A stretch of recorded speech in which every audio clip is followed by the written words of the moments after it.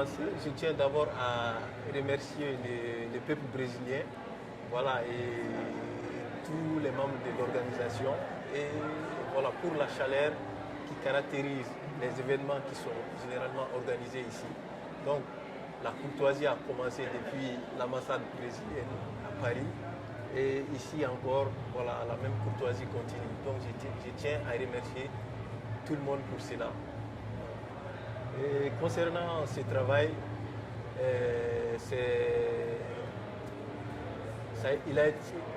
la vidéo a été réalisée pendant comme œuvre de fin de cycle au Frénois Studio National des Arts Contemporains. Donc ça parle de la violence du quotidien, la violence qu'on rencontre dans les conflits armés, mais aussi ça parle du mouvement des populations, voilà, qui crée les situations d'instabilité. Donc vous voyez, quand les peuples sont en guerre, quand il y a conflit dans les esprits ou conflit par les armes, on assiste à un déplacement de la population. Donc ça parle de ces mouvements. Donc on se perd, on est troublé psychologiquement, on a des atteintes physiques et psychologiques donc, qui découlent de la violence. Donc c'est ce que je tenais à dénoncer. Donc j'ai réalisé ce travail bien avant que les problèmes n'éclatent au Mali. Donc c'était un travail, ça a été comme une sorte de prémonition à la situation de violence qui s'est déroulée dans mon pays et qui a amené aussi des instabilités du point de vue sur tous les plans, je dirais, économique, social, mental. Donc tout le monde a été affecté dans tout le Mali, du nord au sud, de l'ouest en ouest. Donc,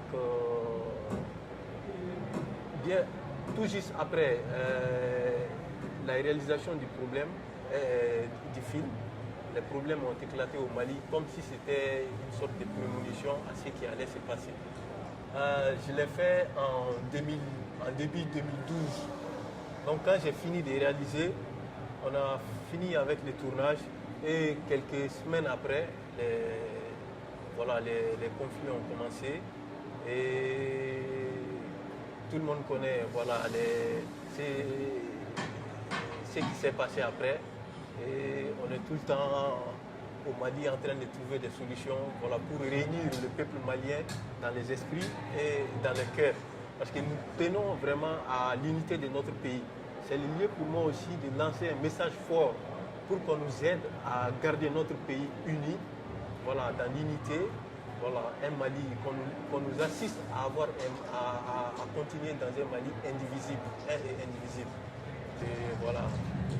J'en appelle au soutien de tout le peuple brésilien pour qu'on nous aide à trouver la solution à l'instabilité. La motivation pour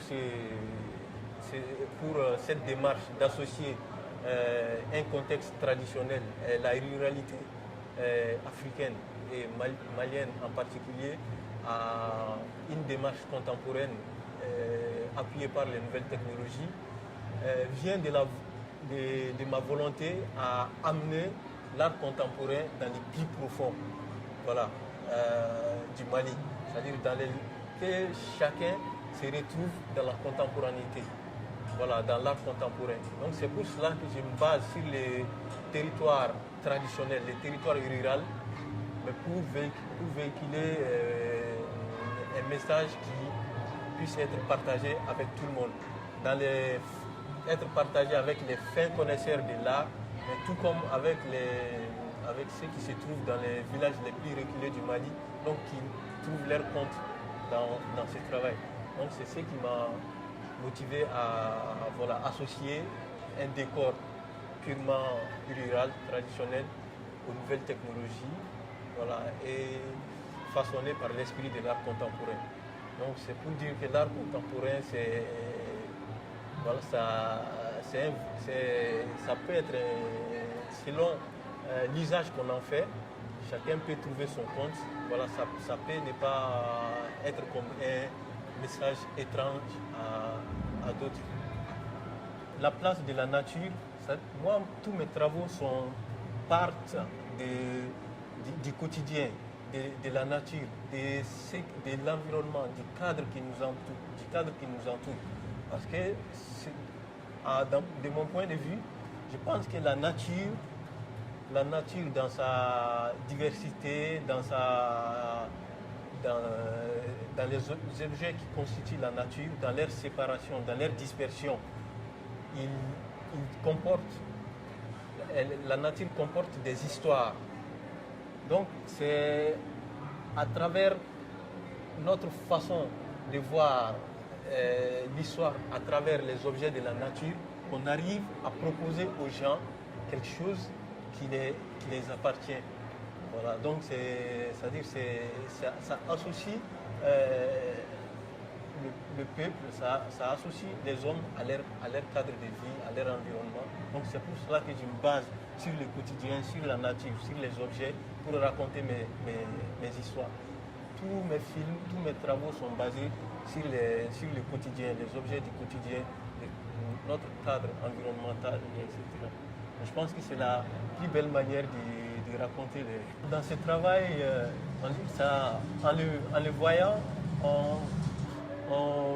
on va les renvoyer à une démarche purement, on peut les renvoyer à une démarche purement personnelle, purement singulière, très subjective.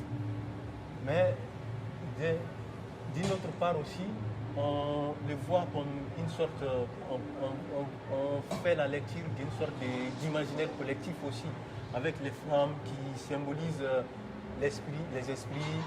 Voilà, on dit que les sorciers ont le pouvoir de se transformer en flammes. Il y a plusieurs interprétations qu'on peut en faire. Donc c'est ça, l'idée aussi dans mes travaux, c'est de laisser une large couverture. Parce qu'autour d'un travail, on a l'imaginaire personnel de l'artiste, on a l'imaginaire collectif,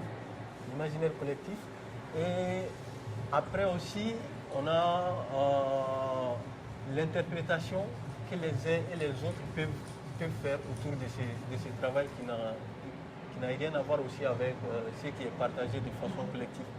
Donc c'est d'essayer de faire l'ouverture la plus large possible autour d'une œuvre pour que les gens puissent voyager, pour que les gens rêvent, voilà, à travers l'œuvre. Je pense que c'est ce qui caractérise surtout ma démarche et le sens et tout le sens que je souhaiterais donner à mes travaux.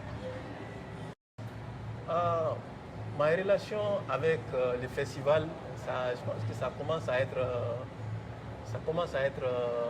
une relation particulière, une relation de chaleur, d'amour. Parce que je vous le dis maintenant, parce que je n'étais pas sûr de pouvoir venir à cause de mes papiers. Il y a eu plusieurs fois où j'ai failli dire à Raphaël, annule mon voyage, je ne pourrais pas être là parce qu'à cause des problèmes de papiers. Mais j'ai écrit par amour pour Vidéo Brasil, je l'ai écrit de tout mon amour et aujourd'hui je suis là. Et je pense que la force de la croyance, ça peut interférer positivement sur les choses.